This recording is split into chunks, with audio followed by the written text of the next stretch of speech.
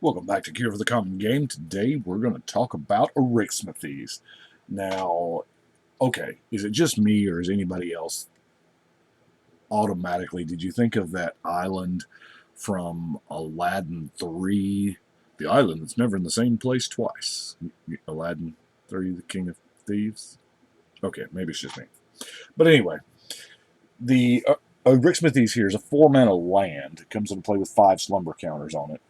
And when you cast a spell, you can remove a slumber counter. And when you remove the last one, or when it has none, it's a 12/12 Kraken. Now, this is pretty amazing. As a land, it does tap for Simic. So that's pretty sweet. I mean, it's going to. I'm not exactly certain what led me down the path to build this the way I did, but kind of green blue ramp or landfall kind of thing. I don't know, but one of the first things that popped in my head with Arixmethes was Thespian Stage, and my camera's all weird right now. Thespian Stage is now it's going to come in, and you're going to spend 2 and copy your Arixmethes. The legend rule is going to apply, and you're going to have to sacrifice one of them. Now, obviously, you're going to sacrifice the original. It'll go back to the command zone, and then Thespian Stage just becomes a 12/12 Kraken. Now, granted, it is not your commander. It will not do commander damage.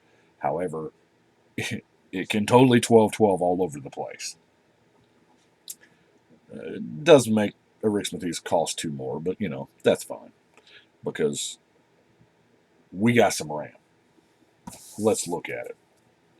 Okay, we're going to start with the good old-fashioned Rampant Growth, Sky Shroud Claim, Sylvan Scrying. Of course, Sylvan Scrying is more to go find the Thespian Stage than anything else. Of course, I guess it could find some other things. We're running the Alchemist Refuge because we're in the right colors. And have you seen Winding Canyons, what that price has done recently? This is kind of a cynic Winding Canyons. So that's why I chose Alchemist Refuge over the Winding Canyons. Now, Eve Edge is always amazing. Far Wanderings. Far Wanderings is one of those cards I don't know that I should play because I can't. I can't play this unless I have Threshold because getting 3 instead of getting 1, I'm going to take that choice every single time. Explore, a little bit of card draw, additional land drop. Summer Bloom is, of course, going to give us 3 land drops. Coiling Oracle. Yeah, that's right. I've got it with the ramp because let's face it, that's what it is. And we are playing with a kind of a lands matter theme. I mean, we are running things like the landscape and the woodland to help up our land count. Urban Evolution is going to give us another land drop. Unexpected Results is just, I love playing cards not knowing what's going to happen, but kind of knowing. Nissa's Renewal. I don't really play this card a lot. At 6 mana, you're just about. I mean, what are we ramping to with 6 mana? But just getting lands on the board and triggering the landfall triggers 3 times is pretty sweet. L7 life is nothing to sneeze at. Query Elves is more about mana fixing than mana ramp. And then, of course, we have our Frontier Guide, which is just rampant growth on a stick. And then our blue version, which is Harrow on a stick. So, I really like the Dreamscape Artist. It took me a while to realize this card existed. I don't know why. But it's pretty good. Now, let's get into creatures that are... Now, I guess first we need to do some landfall stuff. One of my very favorite landfall cards, Rampaging Balon. Of course, it's everybody's. It's just playing a land and getting a 4/4 beast is kind of amazing. Almost as amazing as playing a land and control magicking something. And with the amount of lands we're going to dump and play, this is pretty good. Now, Avenger of Zendikar is another amazing landfall card. But Avenger of Zendikar, there's another little neat thing you can do with Avenger of Zendikar. Because when it enters the battlefield, you get all these plants. And of course, the landfall is you make the plants bigger. But what if you could get him to, like, I don't know, enter the battlefield over and over again with Deadeye Navigator? So I did kind of, yeah, Deadeye Navigator does kind of break that, but there's a few other cards that, oh, the Terastodon with the Deadeye Navigator is insane. Absolutely insane. Now, let's see if I have any more crazy Deadeye shenanigans. Yeah, I don't know that we're going to pair up an Elvish Visionary with a Deadeye shenanigans, but the Whip-Tongue Hydra you can play early, and if there's a flying problem later, you can Deadeye this Joker and, erase that flying problem. Of course, we got Wood Elves. Wood Elves should have probably been with the ramp. Now, I love choices. I love making opponents to make choices. And yes, more than likely, they're going to give you the 3 counters. Unless they're low enough on life where it doesn't matter and they're afraid of dying. But anyway, to be able to blink it, that's pretty neat. I like Lord Skelkodo. There's a lot of cards that are in here because of, well, they're the colors and they produce good effects. It doesn't really, you're drawing a card, you're putting a counter on it, so that's not bad. Tatiova is, of course, going to let us play more cards. Muldrifter is, man, it's whatever we need it to be. It's a sorcery that draws you 2 cards, or it's a creature that draws you 2 cards. It's a 2/2 flyer, and if you get a Deadeye Navigator, it becomes really sick. Manowar. I've loved Manowar since forever. It's also a pretty sick and twisted Deadeye Navigator target, because you can just bounce their entire creature board if you have enough blue mana, of course, which there's a good chance we will. Now, Scoop Mob, because we're playing lands. Jadelight Ranger, because I love Do It Again, then Explores Again. And it's pretty neat. Hungering Hydra.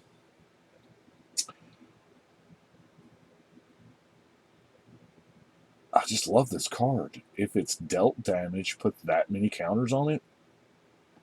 Wow. Love that it must survive, though. Now, I am running the Hydra Omnivore. I don't have a Blade of Selves to go in here. Now, the Hydra Omnivore with the selfie stick is ridiculous because that's tantamount to just killing the board. And it's really good 2-card interaction that I just don't have. Maybe I'll grab one. Molimo is, of course, we're playing so many lands. He seems like a decent card. The Cold-Eyed Selkie. Draw that many cards, so if we can find a way to pump this Cold-Eyed Selkie, it might be pretty good. And, say, Vigor. I love Vigor. Vigor don't get enough love, I think. But, yeah. Combat damage no longer scares us. Or, well, any damage for that matter. I guess let's look through some removal next. I use removal in kind of a loose term. Obviously, we have things like Naturalize and Broken Bond, but Ovenize, as far as I'm concerned, this is removal. You're going to play this during combat, and you're just going to eat whatever you turned into a sheep. Rex Sage, of course, a creature pretty decent to Deadeye with as well. You know, same thing with Acidic Slime. Now, Trygon Predator is he's been the king from way back, just to destroy artifact enchantments every time he deals combat damage. So that's pretty sweet. Of course, have our Plummet because flying things scare me. Pongify. 1 blue mana, destroy target creature. I don't care if they get a 3/3 Odds are what I'm trying to kill is way worse than a 3/3 Snake form. The beautiful part here about snake form is the creature loses all their abilities. So it loses that nasty indestructible. Although, I mean, you do still have to target it, so you can't, Shroud and Hexproof still is a problem, but it gets rid of it. Of course, we have Negate, Creeping Mold. Now, Plasm Capture's in there. It's a close thing to a mana drain as I can afford.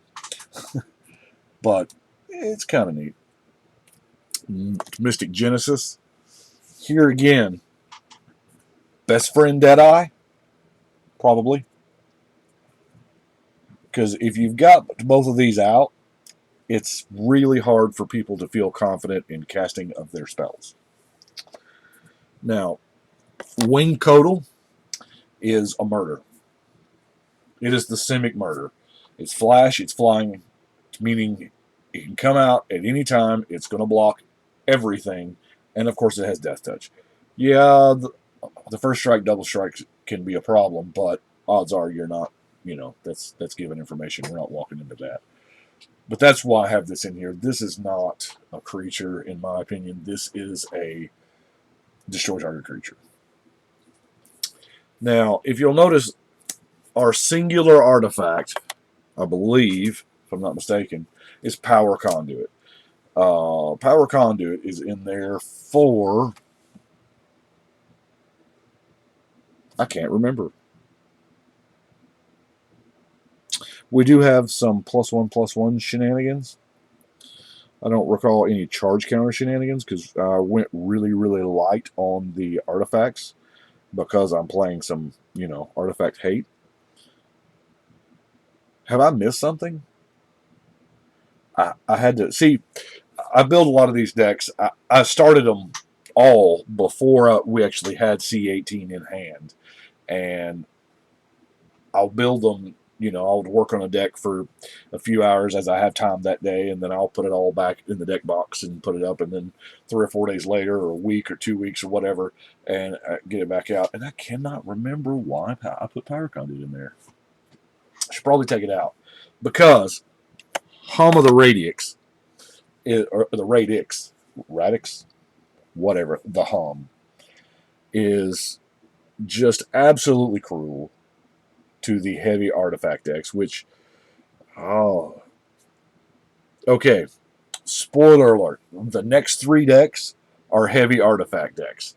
They are Xantia, Brutaclad, and Saheeli, so that'll be the next 3 decks after this one. And they're all heavy artifacts. I believe we're going to see a lot more artifact decks out there because Saheeli and Brutaclad, if nothing else, are really popular and people are going to want to play it. And making artifacts cost significantly more can be a real good thing. Of course, Stroke of Genius to draw some cards, restock to get them back. Playing Capsize. Now, as far as buyback cards go, buyback Scry 3. Mystic Speculation is amazing. This is one of those cards I was really surprised not to see in the top of the deck matters thing. Maybe I won't forget about this card when I build a Minotaur. But, yeah, it's 3 mana, and it's the worst part is it is sorcery speed, but it's still a repeatable Scry 3. Now, Spitting Image. Here again, Simic cards kind of grab your eye because you don't have too many places you could play them. The making a token that's a copy of Terastodon is amazing, but the ability to retrace this by discarding a land, of which we're going to have a bunch of, is even more amazing. And my last card is, of course, Kiora. Now, Kiora, she's in there simply because, she is the colors. And, um, I mean, she can untap your Arixmethes. When a creature enters the battlefield under your control, you may have it fight target creature. So, if you get the emblem and you've got your Deadeye Terastodon thing online, that's pretty sweet. Although, there's a good chance if you've got your Deadeye Terastodon thing going on, you probably don't really need Kiora. But anyway, that's what I've got for Arixmethes. I do appreciate y'all watching. Sorry it's been a couple days. It feels like I'm not. I guess I started doing videos every single day, and I kind of got used to that. And life has happened, so what can you do? I do appreciate you watching. Like I said, we got a trio of artifact themed decks up next, so y'all stay tuned. And right now, we're gonna shuffle and cut.